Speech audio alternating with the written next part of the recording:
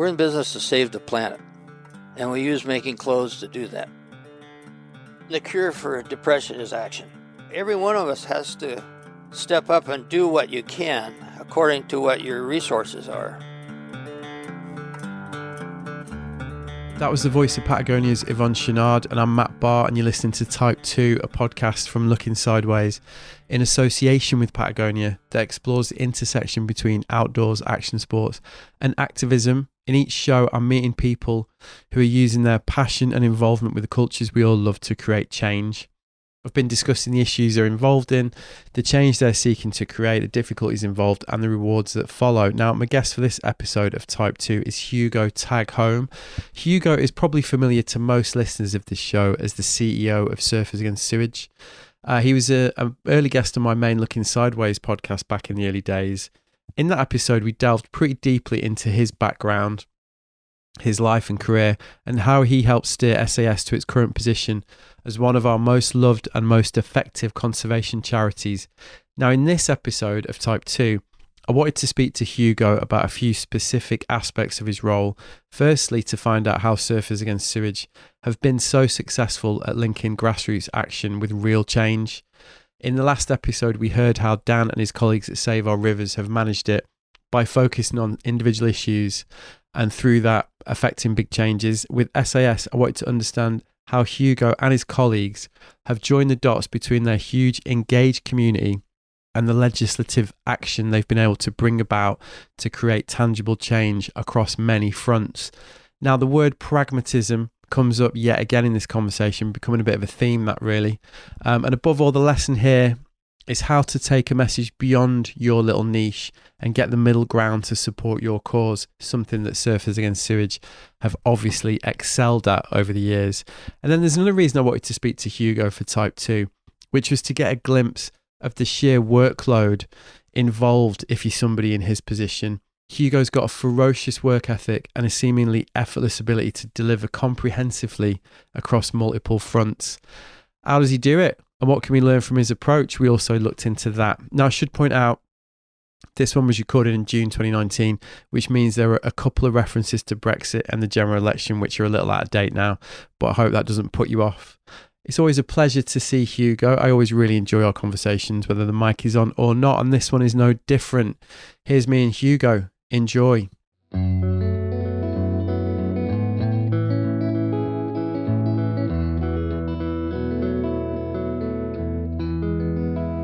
with Hugo. How's it going, Hugo? Yes, it's going really well, Matt. And yeah, really pleased to be talking to you here by the banks of the Thames by Parliament today. An auspicious day for us to be having a conversation on World Environment Day. Yeah. When the planet is in sharp focus for the public, hopefully. We kind of like blundered across a really nice spot here, actually, haven't we? Overlooking the Thames. It's amazing, yeah. Like with the Houses of Parliament in the background. Yeah, a bit of background noise, but I'm sure we can deal with that. Yeah. So you were saying you've got a little bit of an affinity with this part of London. Yeah, I mean, with London, I mean, I'm a Londoner born and bred, happily transposed to my excellent life in Cornwall, you know, a beautiful place to exist. But yeah, I grew up in London, and the Thames was really important. As I talked to you, you know, a while back about, you know, my sort of love affair with the sort of coastline and the tides, really starting on the banks of the Thames, looking at stuff that I've, you know, found at low tide here on the Thames. And so it's nice to be here talking to you about it when we've just been sort of campaigning for ocean and planetary health in Westminster. Yeah, so we've had quite a busy morning. So talk us through that. Let's explain what you've been doing this morning. Yeah, we've been we've been building a new movement really that we're calling Generation C, which is really to activate and empower people around the ocean and ocean activism. Of course, a lot of it started with our work on plastic pollution, which is such a tangible and understandable thing for people. And we're here today. We've just done an action. We've had some of our campaigners from around the country come together. We've brought our creature, the model creature that we had in our recent film called The Creature, here in Westminster. And we've been getting MPs to sign a pledge for better protection of our oceans, not just from plastic pollution, that's one part of it, but we need them to take urgent action on the climate crisis to really massively reduce or actually eliminate carbon emissions by 2050, net zero. Our oceans are being massively impacted by climate change. They absorb most of the heat from global heating. The acidification is killing our reefs, before our very eyes. And then we need to make sure we're preserving parts of our ocean, but properly preserving them. We've just had 41 new marine conservation zones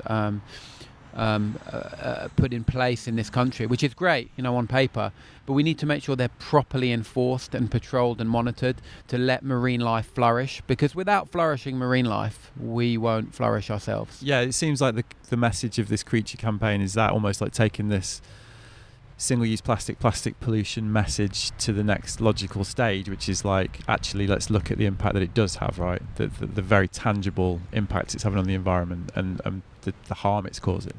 Well, absolutely. And in many ways, plastic is really just a symptom, and it's a very visible symptom for the problems that we have in society and with the health of our planet. We're seeing, all of the growth curves, almost vertical in terms of carbon emissions, in terms of our consumption on our planetary resources, in terms of the emissions of plastic pollution, all of these things. So they're all going in the wrong direction. And plastic is the gateway that has allowed people to understand that and engage with that a bit more. But we need to call for more radical action now. And we like doing radical things, and traditionally the environmental sector have been radical, outside of the establishment. So, on the fringes of Parliament or the fringes of Davos or the fringes of the UN. But what we really need now is radical action within the establishment. That's what we really need for the recovery of our planet. We know the seas can regenerate. They've got a huge capacity to regenerate if they're left to be able to do that. And so we need to really start thinking about the protection and the enforcement of that for our oceans. And how, presumably, because we are at Parliament and you've got this event at Parliament this evening, presumably how you hold the lawmakers and the people that can actually make this change to account and make sure that they actually do bring about, real change that's going to make these changes that you're talking about, right? Which is a key part of what you actually do as an organisation, isn't it? Like, connect these dots, almost connect the dots between the individual acts and the individual awareness, and then, but then bringing it all the way up through to actual tangible legislative change, right? Absolutely, and that's a really important journey for people to understand in the campaign. Well, it's what you guys have been so successful at, it seems. And I guess sorry to talk over you, but I guess what I'm really interested in is, like, how strategic is that in terms of when you take an issue like plastic and what we're talking about, start to finish, like how do you arrive at that strategy to sort of connect those dots? It's very strategic. So but all strategies evolve also as they're implemented. Yeah. So you have to set out a strategy, and we've always had a strategy to connect people from the beachfront back up the chain towards Parliament. Exactly, and that's what we've done. We started, of course, with our beach cleans, and beach cleans are a good thing. They're a good thing. People get together, they take direct action to protect their beach from plastic pollution and from the impacts of industry. little studio audience. There we are. And that's good. You connect people, and more importantly with beach cleans is we're monitoring and we're assessing the impacts of industry. So we're looking at the brands we're finding on beaches, the types of pollution we're finding, and we're taking that evidence back up the line. You just did the report, right, where you identified the number of products and the number of brands that you're using that information to take up the chain, right? Absolutely. So you take that back up the train, and it helps you call for the right legislation. So let's rewind right back to the sort of history of SAS. Back in 1990, when the plastic pollution issue then was sewage pollution. Sewage was being pumped out without any treatment. It was being discharged, a kilometre or so offshore. All too often it was washing back in and causing this pollution in our surfing areas, our bathing areas, all of those things. And at that time, the solution was never to tell people to go out and mop up the sewage. That would have been ridiculous. Yeah, of course, yeah. The solution was to activate, because of that experience around the pollution, and to call for change. And that change happened in Europe, in Brussels, to bring in new legislation that forced industry to clean up its act. The rather sort of dry urban wastewater treatment directive. Which really forced them to put the right controls on sewage pollution and to make sure that they were fully treating all of their effluent. And we're doing the same now on plastic, on other issues. So, we've seen the evidence we're collecting at the beachfront. People are now really sick of walking over tide lines of plastic pollution, of seeing enigmatic sea creatures washing up on their beaches dead and killed because of our plastic consumption, because of the way the industry is pumping plastic products into our environment without any thought for where they might end up. And where they do end up is all too often in our ocean. It's the final sump, the final resting place for this impact of industry. And our industry would love it to be a littering issue. Yeah. And litter is a whole construct that they wanted to happen to keep the responsibility on the individual. And we as an organisation fully reject that. The responsibility is on industry. Now, if we look back to the campaign, which was a Keep America Beautiful campaign, it was constructed specifically, this was decades ago now, constructed specifically to frame litter as an individual responsibility, to keep it away from industry. Yeah. It was an advertising agency on behalf of industry that created the term litter bug. These are things that keep that pressure on the individual for action. It means that industry can carry on as normal whilst us individuals have to take action. And that's not right. And it's important to say as well, it feels like action as well, doesn't it? That's the thing. That's why it works for these bodies, or for these kind of initiatives, because by putting the onus on the individual feels like they're making a difference, but actually they're not making any real tangible difference, which is presumably the loop you have to kind of break, to make the change. Absolutely, and we need to reframe the issue.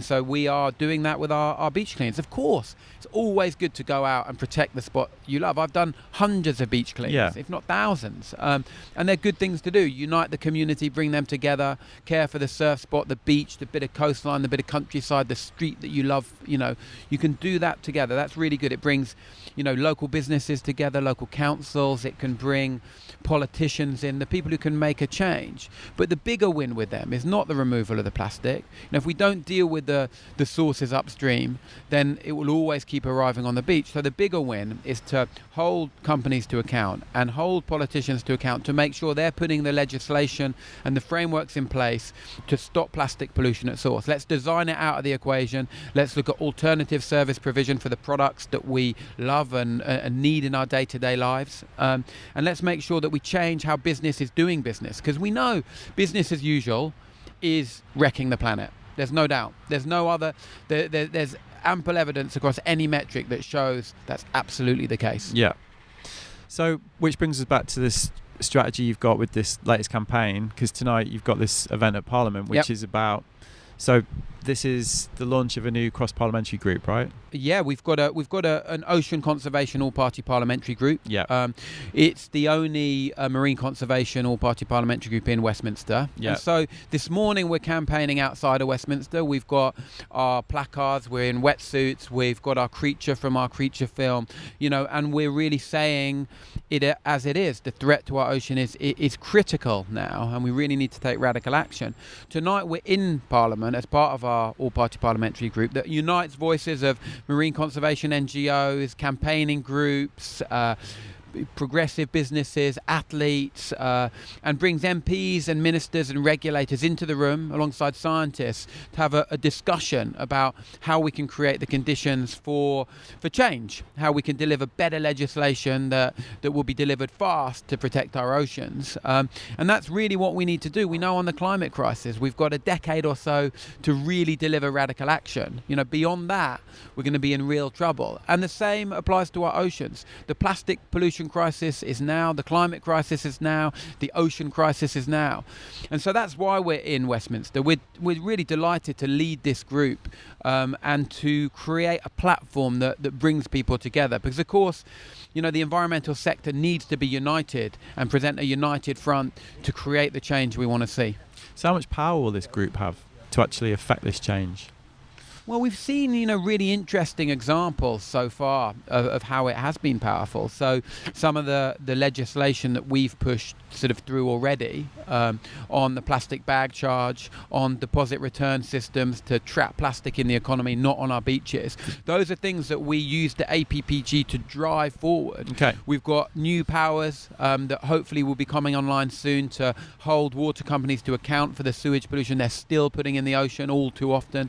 So this is is a powerful platform. Yeah. It's sort of pre-legislative, so it works alongside the Environmental Audit Committee, specific environmental select committees, and of course legislative processes. But it's where we can have a radical sort of incubator for environmental thinking around the ocean. One of the other things that you guys are calling for as part of the campaign is a body that does have the independence and the authority to kind of hold people properly to account, right? Yep. So can you explain a little bit more about that? Well, yeah, of course. You know, we're going through this great sort of shift, not just in the UK, but in Europe and across the globe politically. And there's a lot of flux and changes. The establishment is really being challenged. And in this country, we've had the Brexit vote in 2016. A really sort of interesting and terrifying sort of time in terms of the instability around our politics. And at the moment, all of the directions, whatever people voted for and believe, means that we'll be leaving Europe in October. And at the moment, we're held to account in terms of our environmental laws by the European Commission and the European Courts of Justice. So if we create too much air pollution, if we put too much sewage in the sea, if we flout European environmental legislation, we are held to account and we are fined accordingly. Yeah. And that keeps business in check. It keeps the countries across Europe shoulder to shoulder in protecting the environment. But when we leave, that won't be the case. Yeah, sure. And we've got a new body that's being proposed from October, the Office for Environmental Protection. And this has been part of the government preparations for Brexit, basically. This is like, okay, we're going to lose that European Commission body, whatever it is, and so we need to fill that gap, and this is the solution that they've come up with. Absolutely, but we're worried that it's you're concerned. toothless, yeah. that it won't have the powers to really hold business and government to account. I mean, it's the whole argument with the whole leave, remain argument, isn't it, that Brexit's opening the door to deregulation across every area. So this is another example of that, basically. Absolutely, and particularly, when there are huge economic threats that are well documented, deregulation then follows on swiftly after that to try and stimulate the economy. And I think we need to be really cautious of that. We need to make sure we've got a strong environmental watchdog that has the teeth. It's ludicrous at the moment that climate and carbon emissions aren't part of its remit. That's not good enough. Right, really. So it's not even. No. So these are questions that really need to be asked and challenges that need to be brought forward. We need to make sure that we don't see a backsliding on the amazing progress we've made on water quality, for example. And we need to make sure that we do take radical action on plastic pollution, that we really do implement the laws that we're hopefully going to get online soon, that we stop the flow of plastic into our oceans, that we stop the emissions of carbon dioxide. We need net zero emissions by 2050 at the very latest, and we need to make sure that the ocean areas that we're protecting as marine conservation zones are fully enforced and monitored. Otherwise, they're just paper parks where people can extract whatever they want, whether it's fish or minerals or oil, whatever it may be. Yeah. And it means that they won't be worth their paper they're written on. We need to make sure that these are areas where sea life can flourish, because when sea life flourishes, we know humans can flourish. I mean, greenwashing is obviously such a huge issue in this debate. Is this something that you find, because even for politicians, this must be quite a sexy, easy win, really, to show a bit of environmental credentials, to sort of back an issue like this. But actually, it sounds like a real challenge that you've got as an organisation. Is it's one thing to gain attention, it's one thing to get in front of these people, it's even one thing to get a law passed. Yeah. But really, victory is when that law gets enforced. Yep. So is that something that you're basically having to navigate through this whole process? Absolutely. And there's never an absolute environmental victory. Even when you have a law enforced, you need to make sure it continues to be enforced. And you need to make sure that the results are monitored, and you see that it is always fit for purpose, because of course an environmental condition might change. You might need to adapt a law, you might need to extend a law. So it's always evolving, the fight to protect the environment. And it is a huge challenge. It's kind of easy for a politician to turn up this morning, isn't it? Like, get the picture taken, bang it on Twitter, and absolutely. But you've got to bear in mind that once they align with something, and let's look, we'll be on the verge of a general election, in the not too distant future. It's inconceivable that it won't happen. You would think so. And therefore, when those politicians are on the campaign trail, they will be aligned with something that they're pledging to do. And then if they go against that, it undermines their own credibility. And so in an electoral process, that's not good for them. Yeah. And so they are moments that we can hold them to account on. We can look back on it. We can remind them of what they've committed to do with us. And so it is a really important part of it. And we're entering into a sort of a big decade next year, the UN decade of ocean science. And so we're going to have a decade-long campaign to really push this agenda forward, to make sure that the science of ocean health is being really monitored, and that we're seeing these campaign victories filter through into genuine results in our ocean to reduce massively the amount of plastic that's going in to the ocean, to make sure that we're eliminating carbon dioxide emissions, hopefully within the not too distant future, to make sure that we're really seeing marine life recover. Because at the moment we're in a critical state. The ocean is a big part of our life support machine. And as people, as surfers who use it, some of the impacts we see directly. But the ocean is fundamentally important to every single person on the planet. And so it can't be underestimated how important it is for us to deliver really big radical change to protect it for the future. So in the context that we're talking about, this whole, I've used the metaphor of connecting the dots from consumer to legislation to enforcing legislation. And obviously you've got personally a lot of experience, and for Surfers Against Sewage, a lot of campaign experience. Could you give me an insight into some of the ways that can be achieved? Because I'm assuming that there are people listening to this that might perhaps be working on their own campaigns and that are faced with the same problems, essentially, like how you keep winning the argument in the face of this shifting backdrop, if you like, from consumer to legislation to enforcement. I mean, what have you learned along the way that are kind of useful tactics to keep focused on the message? Be sure of your target and what you're calling for, and make sure it's backed up with good evidence and science. Hard work can't be underestimated. It's really important to keep on keeping on, and really use a lot of sort of drive and energy to promote your message wherever you can. But fundamentally, it's about people being connected. We've done that from the beachfront, outwards. The bigger constituency you can build around you, the more people will take notice. Sure. And I'm not talking social media numbers. Anyone can buy themselves tens of thousands of people on a social media channel. But true engagement, true traction, where people really are taking action with you. It's what you guys are so successful at, which is why I asked the question, really, because the success of your organisation seems to me that ability to do that, to connect this community with this often quite dry reality of what's required to constitute change. Yeah, you mustn't, people mustn't be pulled too much into the detail of policy and legislation. They must understand the top lines, and those top lines must be framed in the reality of a process. Yeah, exactly. You must campaign at the right moment. You can't be campaigning for something when there isn't the opportunity to create change. We've got a great opportunity this summer with the environment bill, which is going through Parliament this summer, and that will in part have the Office for Environmental Protection to bring forward. And so this is a time to really tell politicians that needs to be a strong process where we've got strong laws that are fully enforced to protect our ocean and wider environment. So timing's really important too, and seeing where you connect people. We've just done our Big Spring Beach Clean, and beach cleans are great, and it's all good, and we empowered and mobilised almost 50,000 people during that activation. Now the biggest beach clean activation in the UK, one single weekend, 50,000 people.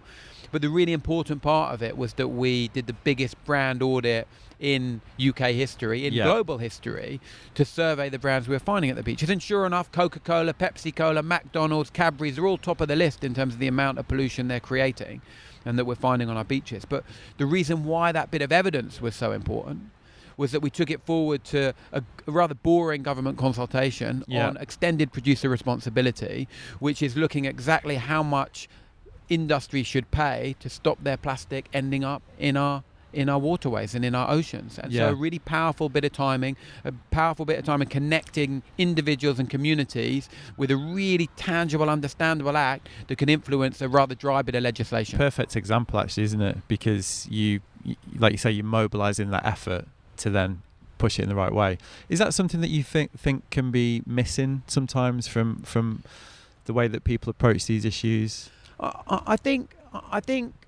there are some weaknesses. I see a lot of campaigns that are purely focused on individual actions that can feel diluted and weak. Very glitzy, beautifully produced things that really are just asking individuals to change. Comes back to this, the example you used earlier with the littering and it's pushing it back down to the consumer, isn't it? And for me, that can be a worrying place, because I think individual change is an important part of creating a more sustainable planet, but it's really about connecting those changes and then forcing the systems around us to change. So we're all effectively trapped. We're trapped in the economy that is given to us. So the economy is geared in the wrong way at the moment to protect the planet, because it's always about growth, infinite growth, more growth. We need more growth. That's the measure of success and happiness. Yeah. We're all already trapped in that. Wherever we work, whatever we do, that is something that impacts our day-to-day decisions already.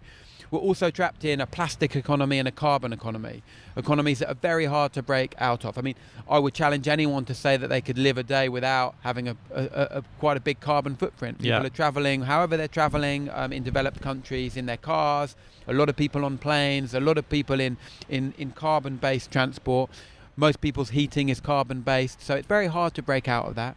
And our day-to-day products and services are often delivered in plastics. So what we need is a systems change and a materials change around us to allow us to live more sustainably. And that's not individual responsibility.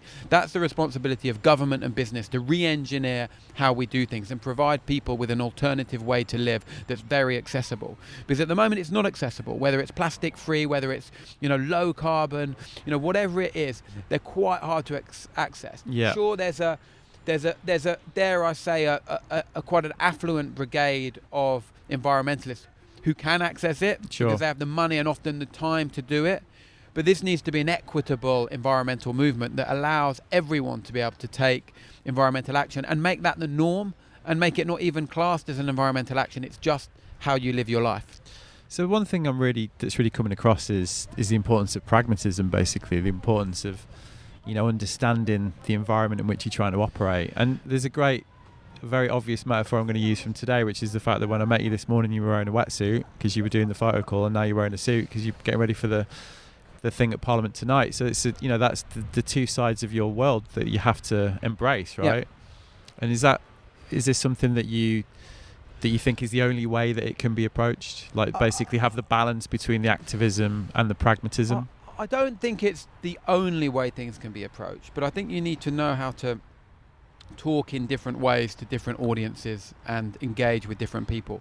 Because everyone, whether you're a business, an individual, a community, everyone has a different set of values, a different set of pressures, and you need to know how to discuss and compromise with people in the right places. Yeah. You need to know where radical action is appropriate and where putting a suit and tie on is appropriate. They're both forms of campaigning. They're both forms of communication as well, ultimately. You can blend into a suit and tie and sit yourself amongst politicians and still have a radical message to take to them. So it's just a different vehicle. But you do need to know how to compromise and how to tone things in the right way, because all radical action can also just marginalise yourselves. You can go too far and make it easy for the establishment that is push back at you, because they can just put you out on the fringes and keep you out on the fringes and not necessarily listen or change, because you are maybe becoming a stereotypical sort of campaign group and voice and texture to them. So it's important to keep them on their toes by morphing and changing and adapting. And that sort of fluidity is important. Never lose your values, never lose your moral compass, never lose the change you want to create in your mind, but you can adapt how you're trying to engage with people. So avoid the race to the bottom, you might say. Absolutely, avoid the race to the bottom, and you don't want to be, diametrically opposed to people in a slanging match, because that doesn't necessarily take you anywhere. There are times that might be useful, and there are times when shouting and anger can be a good energy, but they can't be a constant setting in your campaigning. Yeah, you need to understand when it's the pertinent time to utilise it, maybe. Yeah. So one of the things you mentioned earlier is work and hard work and the importance of it. One of the things that I know about you is how hard you work. Like even today, you're like, okay, we're at Parliament, then we're doing this, then you've got a presentation in the city, then you were like, then I need an hour to do my speech for tonight. It's quite a regime you've got. So how do you personally cope with that? Because that must come with a price, I imagine, sometimes. It does come with a price I'm sort of willing to pay. I mean, I feel really fortunate to work around something I feel so passionately about, which is so ingrained in my soul, and particularly the sort of nexus of environment, sort of water, sport and people. They're all things that have been so important in my life since I was a little boy, and so I don't mind the hard work. It can take its toll, but I feel particularly motivated and energized at the times that I'm busiest. Really?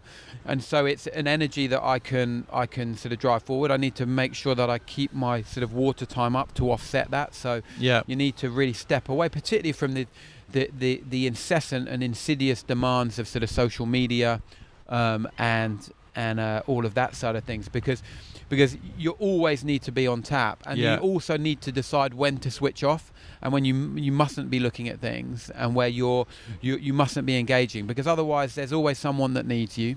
So that's important. But I keep it up. I mean, sitting here with you, Matt, I've known you for a long while now, and it's a pleasure to do this interview with you, because I consider you an ally, a friend, a colleague in this thing. And this doesn't, even though this could be classified as work, it doesn't feel like work to me. It didn't feel like work to me to be outside Parliament with our creature, with people that I respect, I love, I admire, campaigning for the oceans. It doesn't feel too much like work to me to be going to Parliament tonight to give a talk in Parliament alongside politicians and scientists to say I want to protect the area that I love. I mean, it is work, but it's a sort of a blend in my life. So it is an honor to do it. Sometimes I crash badly, and then I need to hide for a couple of days. Have you learned this about yourself? Because you just, something that was quite telling was, you said, like, well, I operate, I almost thrive when I'm busier, you know, like, is that something you've had to understand? Absolutely. I mean, I definitely thrive when I'm busier. I thrive when there's sort of pressures and decision making to take place quickly, where there's people that I need to empower, where there's people I need to sort of protect and help and encourage and build with. And that's part of our model as an organization. We're very open. We're there about creating ocean activists, wherever that may be, on the coastline, in cities, and I really like that people element about it. And I think SAS has always been about people and planet, and so I love that interface. And I've learned a lot about myself, and SAS has been an incredible ride, I talked to you about it when we last spoke, from when I took over, and it's an amazing organisation that I'd loved for years, but that had fallen on really hard times and was about to close, and that was a great sadness to see that possibility. And I took over at a time that it was really down at heel. It didn't really know where it wanted to go, and we've sort of built it up to this sort of place now where we really are sort of hitting a strong cadence with the sort of the people who can create change through legislation with us around the world. It's been incredible to take that journey over the last decade and end up with sort of royalty and world leaders being really interested in how we do things.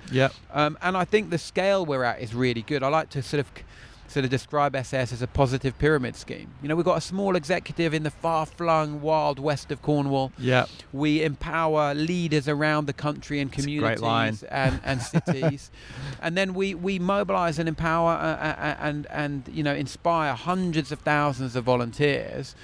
And because of that model, we have people knocking on our door saying, how do you do that? And for me, I believe it's about authenticity. I believe it's about true connectivity with what we're doing, and truly being open about working with people to create this change. Because we're in a time that authenticity is hard to come by, where big organisations and big charities and businesses are being challenged in their model. People don't like and trust them necessarily. And I think small is really good. The person on the beach in Cornwall taking action with us at a beach clean can see us and then see their voice very clearly and loudly being represented in Parliament. And that's an important piece of connectivity for our model. Because when people lose that sense of real power with their action, I think they can sometimes lose hope, and they can lose their engagement with a mission. Which is why I wanted to basically, in this conversation, try and understand the way that you connect it all. Yeah.